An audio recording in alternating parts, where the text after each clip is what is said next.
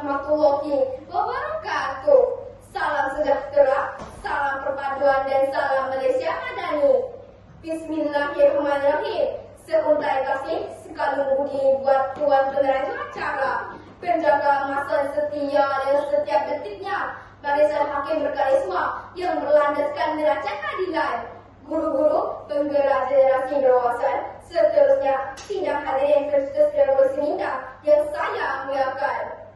Pada hari yang cerah dan semangat ini, izinkan saya menyampaikan pidato yang bertajuk menghayati 3 prinsip transfer negara demi negara yang bersatu padu. Hadirin dikasihi sekalian, rukun negara bukanlah sekadar 5 baris ayat yang dihafal selesai perhimpunan sekolah. Ia merupakan tiang seri kepada harmonian dan asas kepada identiti negara Malaysia yang kita cintai.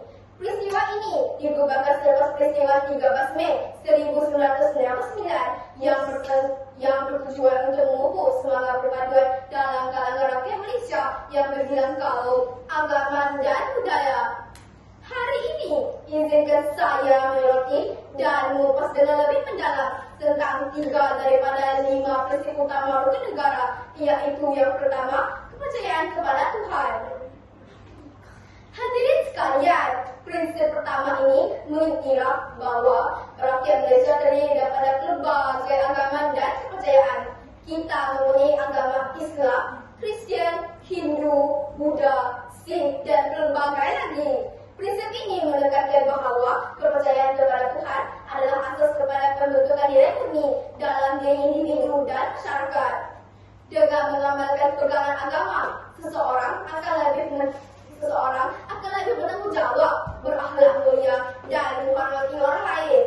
Prinsip ini juga menjadi asas kepada toleransi beragama, saling menghormati, dan hidup secara harmoni dalam masyarakat majmuk. Prinsip ini menyuruh setiap individu agar hidup berlandaskan nilai spiritual yang membentuk kemanusiaan sejahteraan.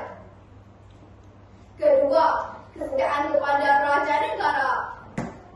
Tuan-tuan dan puan-puan, Malaysia mengamalkan sistem raja berperlembagaan dan demokrasi berparlimen. Sistem ini menjadi tunjang kepada kestabilan politik dan keamanan negara. Prinsip kedua ini menegaskan bahawa setiap rakyat harus setia dengan raja sebagai lambang perpaduan negara dan sebagai tanah tumpuk negara kita. Hari ini, cabaran terhadap kesetiaan kepada negara semakin besar, terutama dalam era digital di mana rakyat mudah dipengaruhi oleh anasir luar. Oleh itu, semangat patriotisme dan kesetiaan harus dibukul dari bangku sekolah lagi. Cintailah negara kita, hargailah keamanan yang kita miliki, dan marilah kita sama-sama menjadi benteng kepada kestabilan rakyat, kepada kestabilan negara Malaysia. Yang ketiga, keluhuran perlembagaan. Hadirin saya hormati, prinsip ketiga ini merupakan tunjang kepada kedaulatan undang-undang. Perlembagaan persekutuan ialah undang-undang tertinggi negara yang menjadi panduan kepada setiap aspek kehidupan bernegara dari segi hak asasi manusia, pembahagian kuasa kerajaan hingga kepada hak-hak kaum dan agama. Tanpa keluhuran perlembagaan, negara akan menjadi pucat kacir. Kuasa akan salah guna dan keadaan tidak dapat ditegakkan.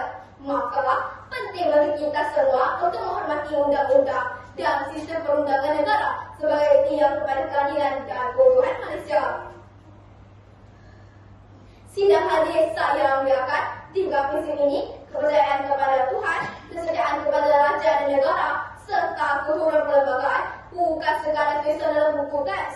Ia adalah panduan hidup, tonggak perpaduan dan warisan perjuangan pemimpin terdahulu demi mengekalkan keamanan dan keharmonian Malaysia.